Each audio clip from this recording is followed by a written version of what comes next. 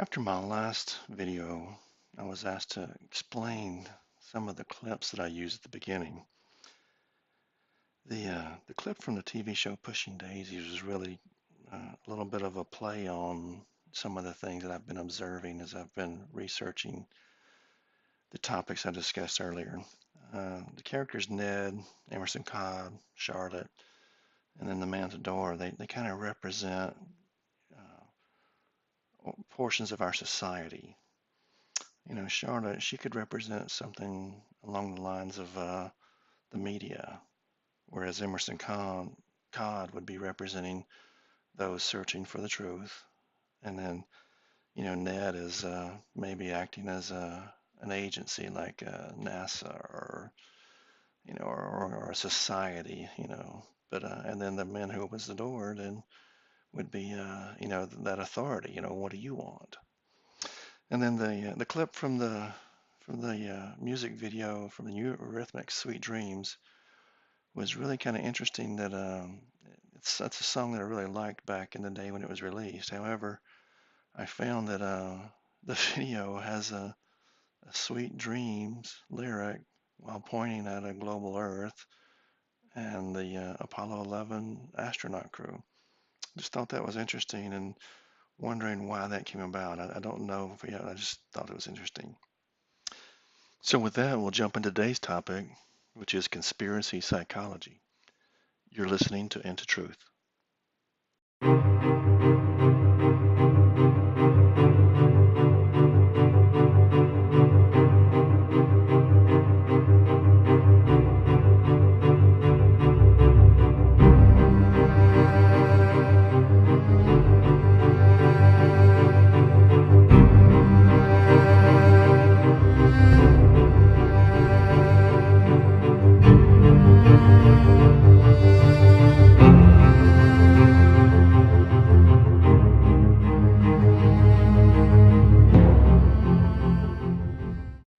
So for this week's topic, I really wanted to explore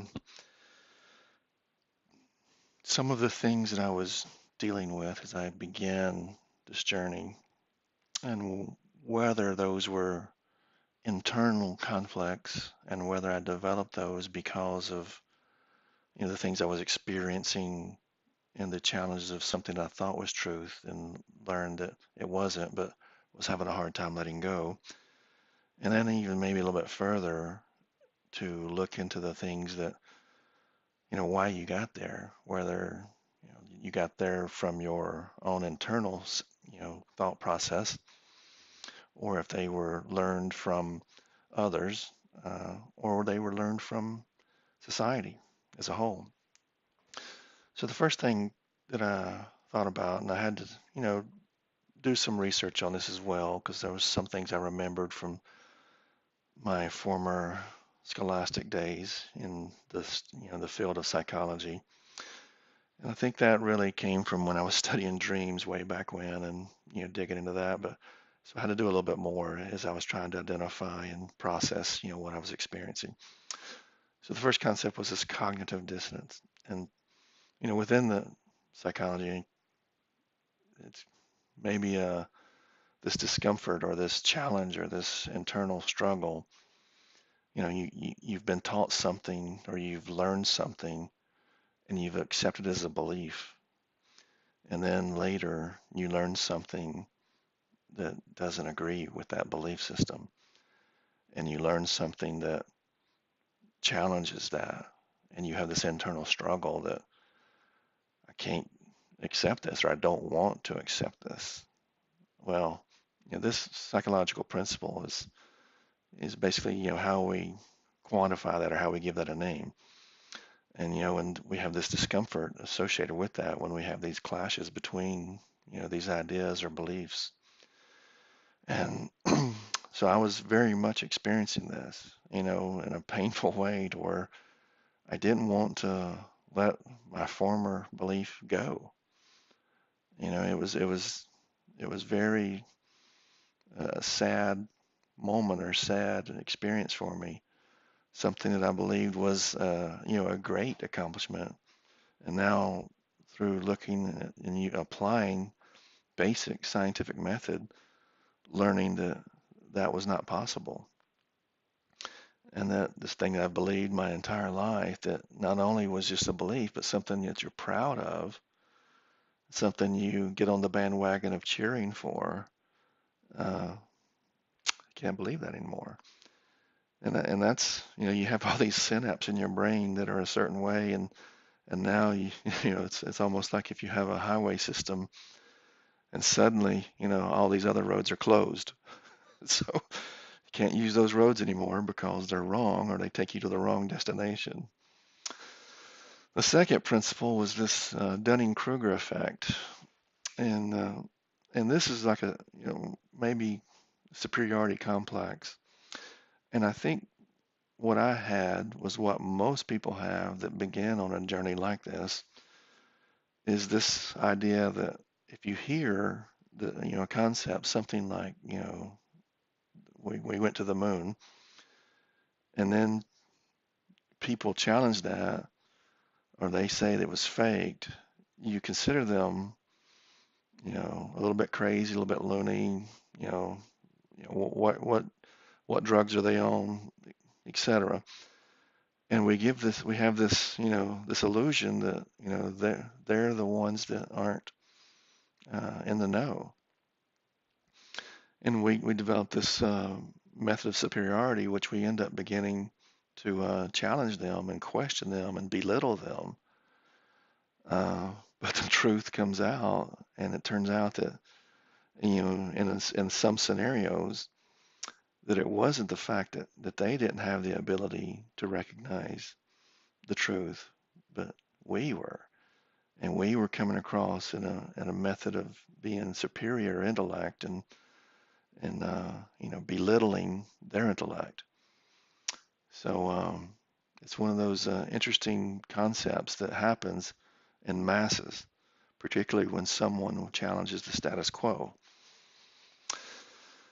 And then moving on to this information bias, now we're getting more out of, we're starting to leave the internal struggle, but that external input that causes the foundation which led to the internal struggle.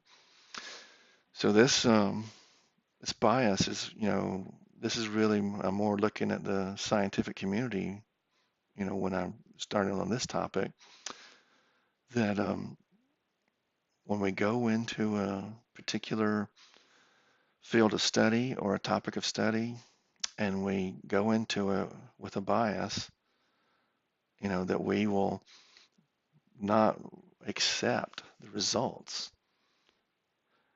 that we will continue to allow a belief system or a bias to influence the way we interpret the results. And I think this is a very hard thing to overcome for anybody. The scientific method is defined or developed, for whoever came up with it for a very good reason, and it's really, we've got to accept what we observe and postulate new theories until they are disproven. But what we've seen, over the last, 80 years or so, coming up on 100, I suppose, is that this information bias has been very much in play, and that we see people that are, being able to, get in line, with what is being told to them rather than understanding it, and rather than, believing what they observe. Which then, we move on to this next one, which is this imposter syndrome. And this is maybe going a little bit further in that same line of thought, but where, we've got this problem where we've learned something and we're maybe in a position of authority, and now we find out that what we've been telling people is wrong, and we can't be wrong because then we lose our credibility, we lose our livelihood. So then we just come up with a way to make what is wrong right. This is seen very much, with Einstein and the special theory of relativity, where the evidence of the Michelson test proved one thing conclusively that was repeatable many times and was accepted by most of the scientific community because at that time they still followed the scientific method. But then when special relativity was developed, that gave them a way to overcome what was being observed and what they could actually prove.